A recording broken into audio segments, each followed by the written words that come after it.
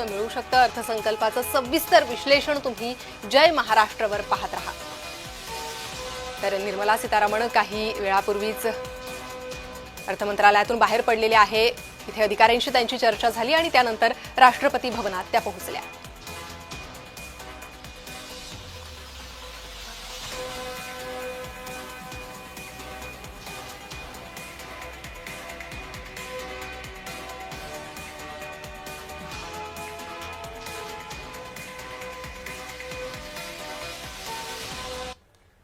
तर आयएमसीच्या उपसंचालक शीतल कार्लो सध्या आपल्या सोबत आहेत।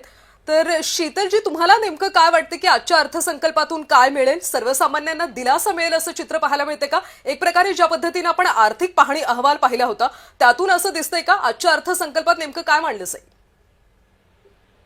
माझी अपेक्षा आहे की महिलांबद्दल त्यांचे कौशल विकासासाठी विशेष ध्यान देण्याची अपेक्षा आहे आणि युवाबद्दल पण त्यांचे स्किलिंग त्याच्यावर ध्यान हे भारत सरकार देणार। अगदी शीतलजी, आपण पाहतोय एक महिला अर्थमंत्री म्हणून निर्मला सीतारामन सलग 9व्यांदा अर्थसंकल्प सादर करतात। त्यामुळे महिलांचे प्रश्न हे महत्त्वाचे असणार आहे। अशात ज्या नव्या महिला उद्योजिका समोर येत आहेत अशा उद्योजिकांसाठी महिलांसाठी काय नवी तरतूद असू शकते जी अपेक्षित आहे? माझी ही अपेक्षा आहे की खूपच म्हणजे स्कीम जे ऑलरेडी आहेत त्याच्यावर ध्यान देणार। महिला पढाओ, स्टार्टअप इंडिया, मुद्रा योजना असं खूपच स्कीम आहेत आणि त्याच्यावर भारत सरकार ध्यान देणार आहे। आणि जी आमची आता महिला उद्योगपती आहेत त्यांच्यावर ध्यान देणार।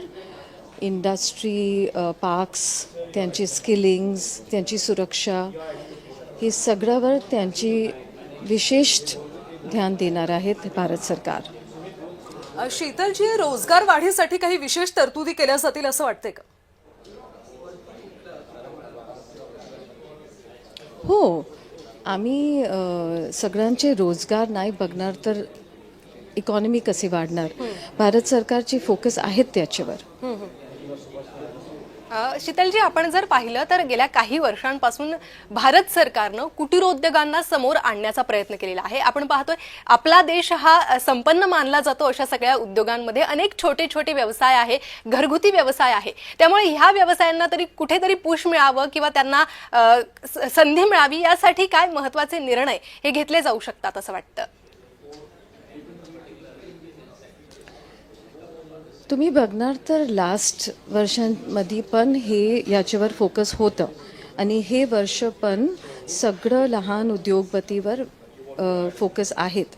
तुम्ही स्टार्टअप स्कीम बघणार, एंटरप्रेन्योरशिप स्कीम बघणार, मुद्रा योजना बघणार, त्याच्यावर सगळं फोकस आहे आणि हे वर्ष पण असणार। शीतलजी, टॅक्स स्लॅब मध्ये काही बदल होऊ शकतो का? असं म्हटलं जाते की नवीन टॅक्स स्लॅब यंदा येऊ शकतो, त्याबद्दल काय वाटतं?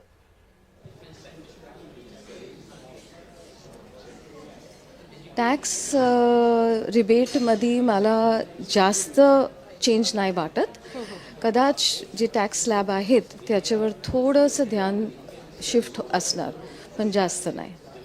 शीतलजी, आपण पाहतोय नवनवीन गुंतवणुकीचे आता संधी समोर येते। सोन्यात गुंतवणूक होत होती, मात्र आपण सध्या सोन्याचे दर बघतोय। त्या संदर्भातला एक प्रश्न आहे की त्या दरांसंदर्भात काही महत्त्वाचा निर्णय या अर्थसंकल्पात होऊ शकतो का? आणि आणखी महत्त्वाचं म्हणजे क्रिप्टो करन्सी सारख्या अनेक काही गुंतवणुकी या समोर येत आहे, त्याला भारत सरकार कसं प्रोत्साहन देईल?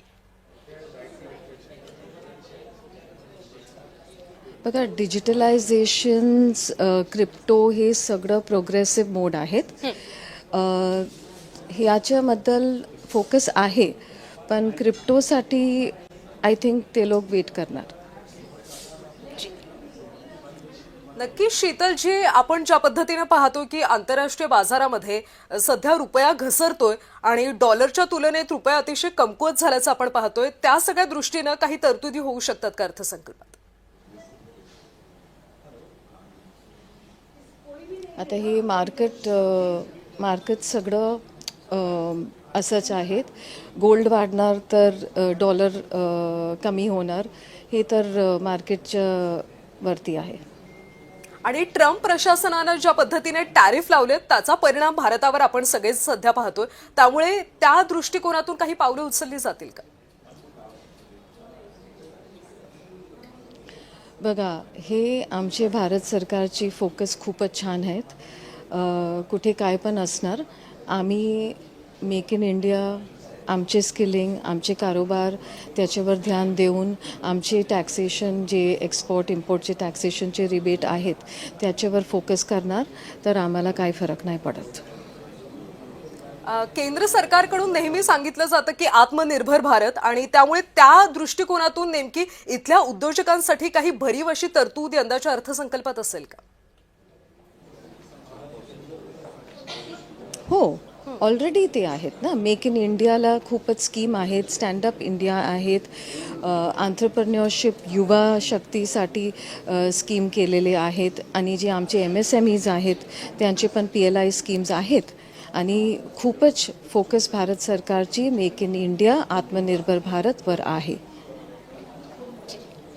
नक्की शीतलजी, धन्यवाद या सगळ्या सविस्तर विश्लेषणासाठी. त्यामुळे आजच्या अर्थसंकल्पातून निर्मला सीतारामन नेमक्या काय तरतुदी मांडतील, काय सांगतील हे पाहणं अतिशय महत्त्वाचं आहे. धन्यवाद तुमच्या विश्लेषणासाठी.